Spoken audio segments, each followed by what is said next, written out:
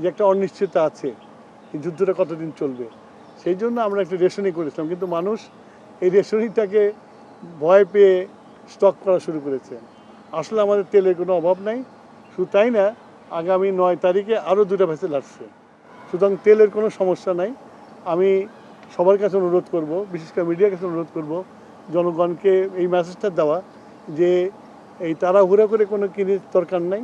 আমাদের কাছে মজুদ আছে, আমরা পেট্রোল পাম্পে তেল দিচ্ছি এবং চলবে এটার জন্য লাইন দিয়ে সারা রাত জাগার কোনো প্রয়োজন নাই। মানুষ তেল গেলে তেল পাবে। যে একটা অনিশ্চয়তা আছে, এই যুদ্ধটা কতদিন চলবে। সেই জন্য আমরা একটা রেশনিং করেছিলাম, কিন্তু মানুষ এই রেশনিংটাকে ভয় পেয়ে স্টক করা শুরু করেছে। আসলে আমাদের তেলের কোনো অভাব নাই।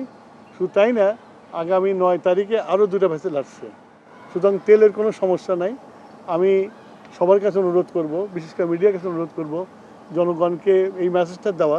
বাছাইকৃত লাল সরিষার দানা থেকে অত্যাধুনিক কোল্ড প্রেস মেশিনে তৈরি হয় প্রাণ সরিষার তেল, আসল ঝাঁঝে আসল স্বাদে।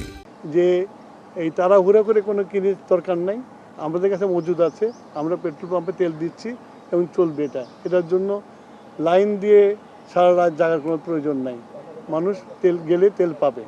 এলএনজি, এলপিজি সকল ধরনের তেলের পর্যাপ্ত মজুত রয়েছে এবং আগামী দিনগুলোতে যেন কোনো সংকট না ঘটে সে কারণে আমরা বিকল্প উৎস থেকে আমরা কাজ করছি।